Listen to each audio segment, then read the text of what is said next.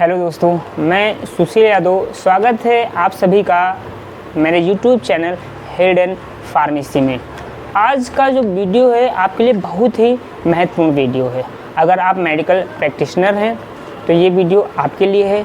अगर आप medical student हैं तो ये वीडियो आपके लिए है। और अगर आप गांव में प्रैक्टिस करते हैं तो ये वीडियो आपके लिए है। और अगर आप आरएमपी डॉक्टर भी हैं तो ये भी वीडियो आपके लिए बहुत ही इम्पोर्टेंट है। आज मैं बात करूँगा बच्चों में डायरिया के बारे में।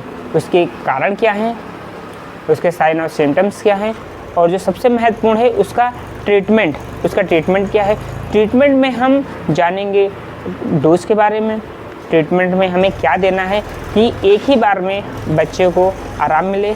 समस्या ज़्यादा है तब हमें क्या देना है, समस्या कम है तब हमें क्या देना है, और किन बातों का ध्यान रखना है। तो आइए हम देखते हैं।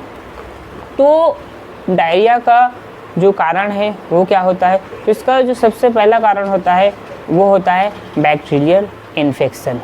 बैक्टीरिया के इन्फेक्शन के कारण भी डायरिया हो जाता है। बच्चों में भी हो जाता है और बड़ों में भी हो जाता है। अब बैक्टीरियल इन्फेक्शन क्यों हुआ है, उसके कई कारण हो सकते हैं। हो सकता है कि आपने कुछ ऐसा खाना खा लिया हो जो सड़ा हो या ख़राब हो रहा हो, उसकी वजह से भी हो सकता है। हो सकता है आपने दूषित पानी पी लिया हो तो उसकी वजह से भी हो सकता है। आपने बाहर का कुछ खा लिया है जो खुला हुआ है और उसकी वजह से भी हो सकता है।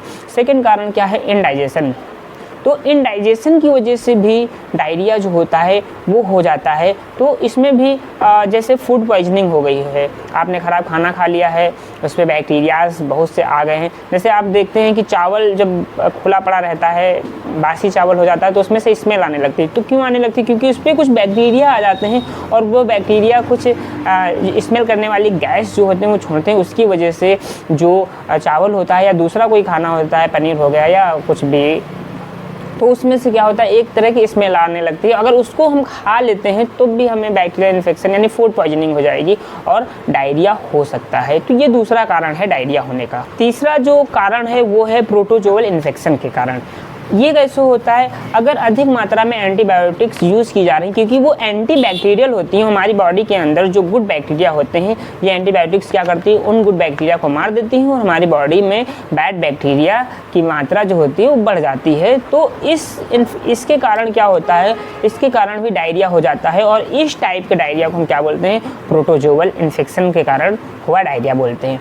नेक्स्ट जो है वो क्या होता है, वायरल। तो कभी कभी क्या होता है, वायरल डायरिया भी हो जाता है। बहुत कम इसके चांस होते हैं पर कभी कभी वायरल डायरिया भी होता है। और अगला जो डायरिया है वो कई कारणों की वजह से होता है। बैक्टीरियल इन्फेक्शन की भी वजह से हो जाता है, इंडाइजेशन की वजह से भी हो जाता है। तो उसको हम क्या बोलते हैं, मिक्स्ड डायरिया बोलते हैं। तो ये क्या थे, ये डायरिया होने के कॉज थे। और इसके साइन और सिम्टम्स क्या हैं कि आपको बहुत ज़्यादा लूज मोशन होगा, बहुत ज़्यादा दस्त होगा, बहुत पतला दस्त होगा, उल्टी भी हो सकती है, पेट में दर्द भी हो सकता है, मरोड़ टाइप का भी दर्द हो सकता है। तो ये इसके सब क्या है, साइन और सिम्टम्स हैं। अब सबसे ज़्यादा इम्पॉर्टेंट जो है इसका ट्रीटमेंट, हम जानेंगे इसके ट्रीटमेंट के बारे में। तो अगर किसी बच्चे को ये प्रॉब्लम आती है और आपके पास कोई बच्चा आता है दवाई लेने के लिए, तो सबसे पहले आप उसको क्या देंगे, आप उसको इलेक्ट्रॉल देंगे।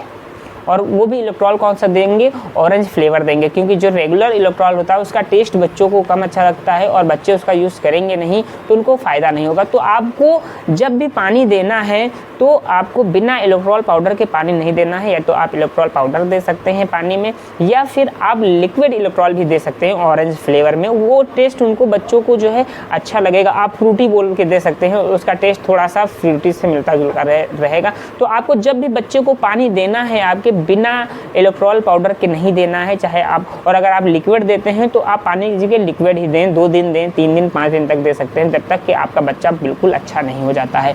तो सबसे पहले आपको क्या करना है, इलेक्ट्रॉल देना है। और आपको क्या देना है, सिरप देना है। कौन सा, डेरोलेक्स सिरप देना है। इसमें क्या होता है, इसमें लैक्टिक एसिड बेसिलस यानी इसमें गुड बैक्टीरिया होते हैं। हमारी बॉडी के अंदर के जो बैक्टीरिया खत्म हो चुके हैं तो हम डेरोलेक्स सिरप देंगे। इसके द्वारा हम बॉडी के अंदर क्या भेजेंगे, गुड बैक्टीरिया भेजेंगे। ये गुड बैक्टीरिया क्या करेंगे, जो बैड बैक्टीरिया हैं जिनकी वजह से हमको डायरिया हुआ है ये उसको किल करेंगे और हमारा जो इन्फेक्शन है वो धीरे धीरे सही होगा और हमारा जो डायरिया है वो भी धीरे धीरे क्या हो जाएगा, सही हो जाएगा। लेकिन हम क्योंकि इसमें क्या होते हैं, गुड बैक्टीरिया होते हैं। तो जो हम एंटीबायोटिक मेडिसिन ले रहे होंगे, सिरप ले रहे होंगे या बच्चे को दे रहे होंगे, तो उसके साथ में इसको नहीं लेना है, क्योंकि ये गुड बैक्टीरिया होते हैं और हम एंटीबैक्टीरियल मेडिसिन लेंगे तो उसका जितना अच्छा रिस्पॉन्स मिलना चाहिए होगा उतना अच्छा रिस्पॉन्स नहीं मिलेगा। तो हम इसको कैसे देंगे? तो अगर आपको डेरोलेक्स सिरप देनी है या कोई भी लैक्टिक एसिड बैसिलस की बायोटिक या प्रीबायोटिक सिरप आपको देनी है, तो आप कैसे दोगे? आप जब भी एंटीबायोटिक सिरप दे रहे होगे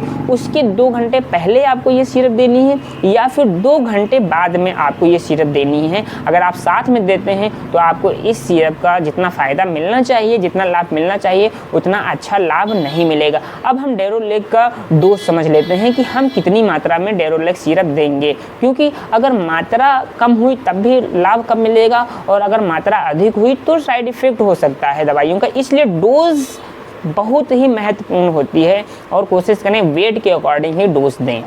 तो अगर बच्चा 6 महीने से कम का है तो उसको आप 2.5 ml डेरोलेक सुबह शाम दे सकते हैं। अगर प्रॉब्लम ज़्यादा है तो TDS यानी 3 टाइम भी दे सकते हैं, सुबह भी, दोपहर में भी और शाम को भी। अगर आपका बच्चा 6 महीने से लेकर 1 साल तक है तो आप उसको 5 ml डेरोलेक सिरप देंगे और सुबह शाम देंगे, यानी आपको BD चलाना है। और अगर आपका बच्चा 1 साल से लेकर 5 साल तक है तो उसको 5 ml 3 टाइम देना है, सुबह, दोपहर, शाम को देना है डेरोलेक सिरप। ये है बच्चों की डोज। अगला मेडिसिन जो आपको देना है वो यूनी एंजाइम देना है या फिर एरिस्टोजाइम देना है। ये डाइजेस्टिव एंजाइम्स होते हैं। तो डायरिया में क्या होता है, बैक्टीरिया के, बैड बैक्टीरिया के इन्फेक्शन से जो इंडाइजेशन होता है वो भी, जो डाइजेशन होता है वो भी गड़बड़ हो जाता है या फिर इंडाइजेशन की वजह से कभी कभी ये प्रॉब्लम क्रिएट हो जाती है। तो हमें इसमें साथ में यूनी एंजाइम या फिर एरिस्टोजाइम भी देनी है। इसकी डोज क्या रहेगी? अगर आपका बच्चा 6 महीने का है, 6 महीने तक का है, 1 महीने से लेकर 6 महीने तक का है, तो आपको 2.5 ml सुबह शाम देनी है। अगर आपका बच्चा 6 महीने से लेकर 1 साल का है तो आपको 2.5 ml देना है सुबह, दोपहर, शाम में। अगर आपका बच्चा 1 साल से लेकर 5 साल तक का है तो आपको 4 से 5 ml देना है, सुबह, दोपहर में देना है। अगर समस्या ज़्यादा है तो आप इसको 3 टाइम भी दे सकते हैं। आप एरिस्टोजाइम भी दे सकते हैं या फिर आप यूनी एंजाइम भी दे सकते हैं। जो आपको आसानी से मिल जाए डाइजेस्टिव एंजाइम वो आप आपके बच्चे को दे सकते हैं। तीसरा जो महत्वपूर्ण मेडिसिन है वो भी आपको देना है, वो क्या है? Ofloxacin metronidazole with lactic acid bacillus. ये क्या है? ये इसका जेनेरिक नेम है। आप इसमें कोई भी ब्रांड नेम दे सकते हैं जो आपके क्षेत्र में आसानी से कम पैसों में अवेलेबल हो जाए, वो आप दे सकते हैं। जैसे एक ब्रांड नेम नॉर्फाजिल, ये मैं यूज़ करता हूँ, बहुत अच्छा इस सिरप का रिस्पॉन्स है, ये भी आप दे सकते हैं। इसमें ऑफ्लॉक्सासिन होता है, इसमें मेट्रोनिडाजोल होता है तथा इसमें लैक्टिक एसिड बैसिलस होता है। और लैक्टिक एसिड बैसिलस जो होता है वो क्या करता है, कभी कभी जब हम एंटीबायोटिक्स लेते हैं तो वो इंडाइजेशन की प्रॉब्लम क्रिएट कर देता है। तो क्या करता है ये, हमारा जो पेट होता है उसमें जो लैक्टिक एसिड बैसिलस होते हैं उनकी मात्रा को मेंटेन रखता है। तो आप नॉर्फाजिल दे सकते हैं। इसकी डोज क्या रहेगी? ये एंटीबायोटिक होता है, इसमें ऑफ्लॉक्सासिन भी होता है और इसमें मेट्रोनिडाजोल होता है। तो इसकी डोज क्या रहेगी? क्योंकि डोज जो होती है वो बहुत ही ज़्यादा महत्वपूर्ण होती है। तो जो ऑफ्लॉक्सासिन की डोज है वो 15 mg पर kg पर डे होती है और आपके जो मेट्रोनिडाजोल की डोज होती है वो 30 mg पर kg पर डे के हिसाब से होती है।